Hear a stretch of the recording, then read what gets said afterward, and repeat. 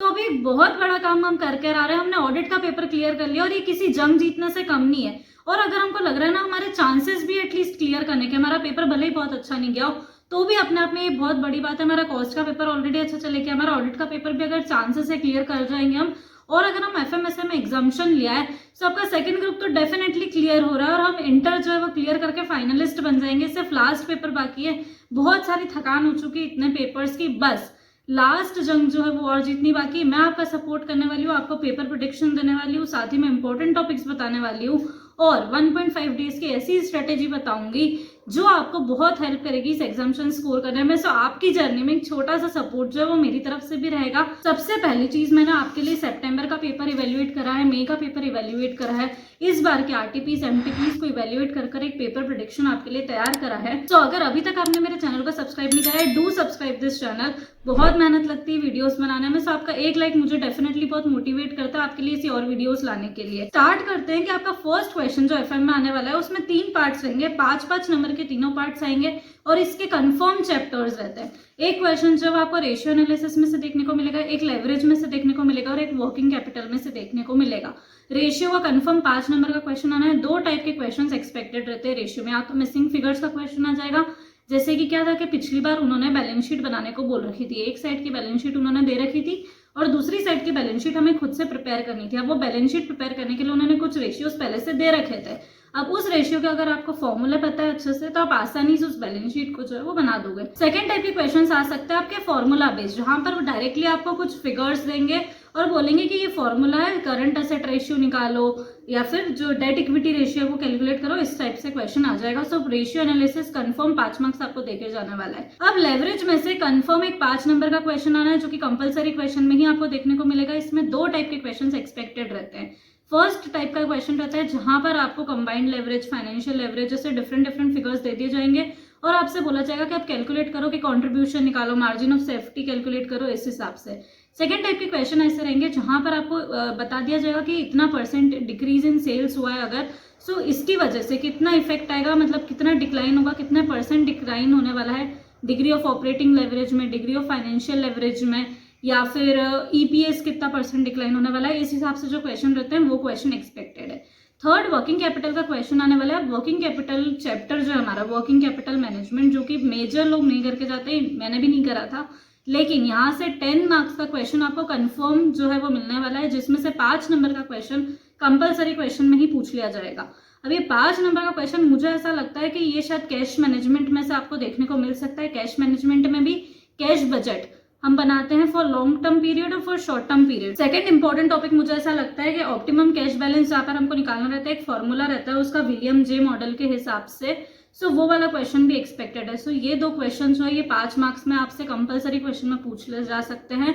और 5 मार्क्स का अगर इधर है, सो 5 मार्क्स का क्वेश्चन है तो डिस्क्रिप्टिव में आ जाएगा या फिर एमसीक्यूज में से भी आपसे वर्किंग कैपिटल में से पूछ सकते हैं। अब दूसरे अदर इंपॉर्टेंट टॉपिक्स जो है वर्किंग कैपिटल मैनेजमेंट के, वो है जैसे कि एक मैनेजमेंट ऑफ रिसीवेबल्स वाला जो चैप्टर है वो अगेन बहुत इंपॉर्टेंट है। उसमें से भी अगर मैं स्पेसिफिक बोलना चाहूँ सो फैक्टरिंग वाला जो क्वेश्चन रहता है वो ऑलरेडी आस्क्ड है बट अगेन पूछा जा सकता है।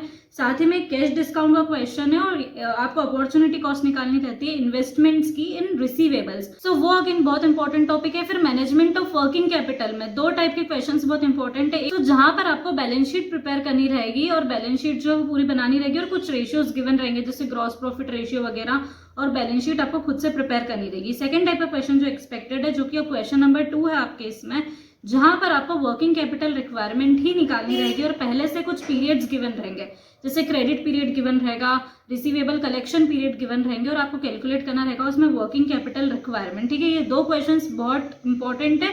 अगेन आपको करना सब कुछ है लेकिन ये वाली चीज जो है वो मिस नहीं करनी, क्योंकि मोस्टली चांसेस है कि यहाँ से आपका क्वेश्चन जो है वो पूछा जा सकता है। अब बात आती है कॉस्ट ऑफ कैपिटल चैप्टर की। सो यहाँ पर एक 6 से 8 नंबर का क्वेश्चन आपको मिलेगा। कॉस्ट ऑफ कैपिटल मेरे हिसाब से बहुत सिंपल चैप्टर रहता है, क्योंकि यहाँ पर आपको cost of debt, cost of equity, cost of retained earnings ये सब निकालनी रहती है और फिर आपसे पूछ लिया जाएगा कि एक weighted average cost of capital जो है वो निकाल के दो। ये सेम क्वेश्चन पहले भी आ चुका है, अगेन चांसेस है कि इस टाइप का क्वेश्चन ही बनेगा। सो यहाँ पर आपको टैक्स इफेक्ट का बहुत अच्छे से ध्यान रखना है क्योंकि अधिकतर इग्नोर्ड हो जाता है पोर्शन, ठीक है। देन नेक्स्ट चैप्टर है capital structure. So capital structure ऐसा रहता है कि कभी पूछ लिया जाता है और कभी नहीं आता है तो फिर उसका एमसीक्यूज में आ जाता है। सो 4 से 5 नंबर का इसका वेटेज है, कंफर्म आपको देखने को मिलना ही है। अब कैपिटल स्ट्रक्चर में कुछ इंपॉर्टेंट टॉपिक्स जो मुझे लगता है कि एक एमएम अप्रोच में से आ सकता है, एनओआई अप्रोच आ सकती है। एक क्वेश्चन नंबर 12 आपके इसमें जहां पर रेस करना चाहते हैं वो एडिशनल कैपिटल और उनको जो अपना ईपीएस है वो मैक्सिमाइज किस ऑप्शन में मैक्सिमाइज होगा वो आपको बताना है और साथ ही में उनको अपनी गुडविल मेंटेन रखनी है। सो क्वेश्चन नंबर 12 जो है वो इस हिसाब से ये जरूर देख के जाना। अब हम बात करते हैं डिविडेंड डिसीजंस और इन्वेस्टमेंट डिसीजन की। इन्वेस्टमेंट डिसीजन में उनका हमेशा से एक कंफर्म क्वेश्चन रहता है रिप्लेसमेंट वाला, जहां पर 2 मशीन्स आपको दी जाती है, उसकी एनपीवी निकालनी रहती है और फिर हमको बताना रहता है कि कौन सी मशीन हमको रिप्लेस करनी चाहिए नहीं करनी चाहिए, ठीक है। फिर सेकंड क्वेश्चन, क्योंकि ये क्वेश्चन पिछली बार आ चुका है पर इस बार भी आ सकता है, लेकिन इस बार ज्यादा चांसेस है कि हो सकता है वो आईआरआर वाला, एआर वाला, डिस्काउंटेड पेबैक पीरियड, एनपीवी, ये सब कैलकुलेट करनी रहती है, वो भी पूछा जा सकता है। सो ये 2 टाइप के क्वेश्चन इसमें से बनते हैं, ये दोनों ही हमको देख के जाना है। अब डिविडेंड डिसीजंस वाले चैप्टर में कंफर्म 5 से 7 नंबर का ही आपसे पूछा ही जाने वाला है, या तो एमसीक्यूज में पूछ लेंगे या फिर डिस्क्रिप्टिव में पूछ लेंगे। सो इसमें इंपॉर्टेंट टॉपिक्स से वॉल्टर्स मॉडल देख के जाना है, एमएम अप्रोच आपको देख के जानी है और डिविडेंड डिस्काउंट मॉडल। ये तीनों अप्रोचेस जो है ये आपको देख कर जानी है, इसके फॉर्मूला आपको अच्छे से लर्न होने चाहिए। अब बात आती है कि एफएम की थ्योरी हमको कैसे करनी है। सो एफएम की थ्योरी में पर्सनली मैं बिलीव करती हूँ कि बहुत कम टाइम हमको इन्वेस्ट करना रहता है। बुक खोल के एफएम की थ्योरी कभी भी मत करना।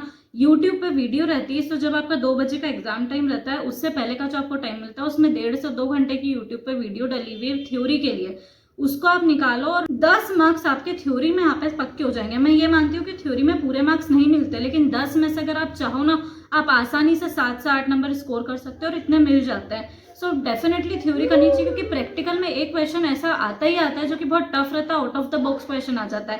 सो अगर हमने थ्योरी करी रहती ना तो हमारे पास एक बहुत ईजी सोल्यूशन रहता है उस चीज का। सो डेफिनेटली थ्योरी देख के जानी है। 1.5-2 घंटे की वीडियो में चाहो तो लिंक डिस्क्रिप्शन में दे दूंगी, उसको स्पीड पे करके देख लेना, बहुत जल्दी आपकी थ्योरी जो है वो कवर हो जाएगी। अब हम बात करते हैं एसएम के इंपॉर्टेंट टॉपिक्स की। अब एसएम में मैं बिलीव करती हूँ कि 5 चैप्टर्स है, 5 चैप्टर का कंफर्म वेटेज है 10-10 मार्क्स का। सो सारे ही चैप्टर्स इंपॉर्टेंट है, इसमें सारे ही टॉपिक्स इंपॉर्टेंट है। मैं आज आपको जो टॉपिक्स बता रही हूँ वो आपको मिस नहीं करना है, वो डेफिनेटली आपको देख कर जाना है, लेकिन ऐसा नहीं है कि सिर्फ यही करके जाना है। सो इसमें से चांसेस है कि आपको मिल जाए, बट सिर्फ और सिर्फ ये करके नहीं जाना है। तो इंपॉर्टेंट टॉपिक्स आपके चैप्टर नंबर 1 में से इंट्रोडक्शन टू स्ट्रेटेजिक मैनेजमेंट में स्ट्रेटेजी, जो कि पार्टली कभी रिएक्टिव रहती है कभी प्रोएक्टिव रहती है, ये वाला topic. Second vision, mission, values, strategic intent, उसके कंपोनेंट्स जो है वो देख के जाना है। जो 3 लेवल्स ऑफ मैनेजमेंट रहते हैं उनके जो रोल्स रहते हैं, ये सारे टॉपिक्स बहुत इंपॉर्टेंट है। Second chapter strategic analysis external environment में, इसमें इंपॉर्टेंट टॉपिक्स है Porter's 5 force model, micro macro environment, PESTEL analysis, experience curve, product life cycle, competitive landscape, consumer behaviour, internationalization. अब chapter number 3 strategic analysis internal environment, इसमें important topics है cost leadership, Michael's Porter's strategy, Mendelow's matrix, differentiation, strategic drivers. अब chapter number 4 strategic choices में कुछ important topics है। सबसे पहले तो वो एग्जिट वाले जो रहते हैं, रिट्रेंचमेंट, टर्न अराउंड, डाइवेस्टमेंट, बहुत इंपॉर्टेंट है।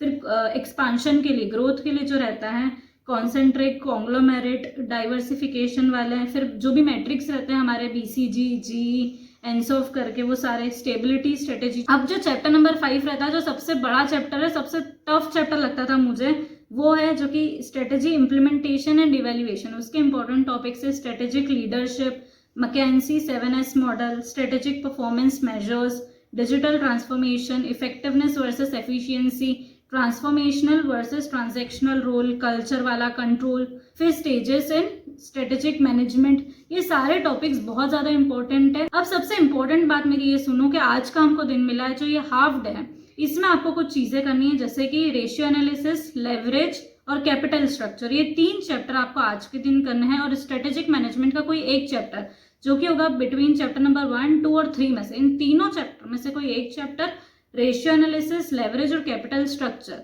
ये 3 और एक एसएम का चैप्टर, ये आज आपको करना है। बचे हुए चैप्टर आपको कल करना है। अब आपको कैसे करना है, आपको फाइनेंस और एसएम को मर्ज करते हुए चलना है। अगर आपने ऐसा करा कि पूरा फाइनेंस पहले कर लिया, फाइनेंशियल मैनेजमेंट, और एसएम बाद के लिए रह दिया, तो एसएम जो है ना वो रह जाता है और थ्योरी एक साथ नहीं होती है। सो मिक्स मर्ज करते हुए चलना। पहले एफएम के 1-2 चैप्टर्स कर लिए, फिर बीच में एसएम का 1 चैप्टर ले लिया। इस हिसाब से हमको अपनी प्लानिंग रखनी है। थ्योरी हमको जो है वो लास्ट डे करनी है एग्जाम से पहले। एक सबसे इंपॉर्टेंट बात मैं आपसे ये बोलना चाहती हूँ कि एसएम के कुछ चैप्टर्स ऐसे रहते हैं जो कि हमारा मन ही नहीं करता फिर करने का। तो आपको उसमें एक काम करना है कि जो भी चैप्टर आप नहीं कर पा रहे हो, आपके पास टाइम नहीं है, आपका मन नहीं कर रहा है, तो आप एक चीज़ कर सकते हो, यूट्यूब पे कोई भी रिवीजन वीडियो लगाओ, या तो वो चला कर देख लो, या फिर सेकंड ऑप्शन आपके पास रहता है कि उसके फ्लो चार्ट से पढ़ाई कर लो। सो उसको पूरा छोड़ने के बजाय हम कुछ ना कुछ उसका कर सकते हैं, ताकि अगर एमसीक्यू उसमें से कुछ आ जाए और हमारे पास एटलीस्ट एक आइडिया रहे, बेसिक आइडिया कि हम कुछ भी लिख सकते हैं, क्योंकि पेपर हमको पूरा 100% अटेम्प्ट करना है। अब एफएम के लिए मैंने अपनी सिस्टर के लिए एक शीट प्रिपेयर करी थी, फॉर्मूला शीट, जिसमें उसने एक दिन पढ़ा था और उसको जितना समझ आया उसने अपने एग्जाम में उतना लिखा था, तो उसके लिए वो काफ़ी हेल्पफुल थी।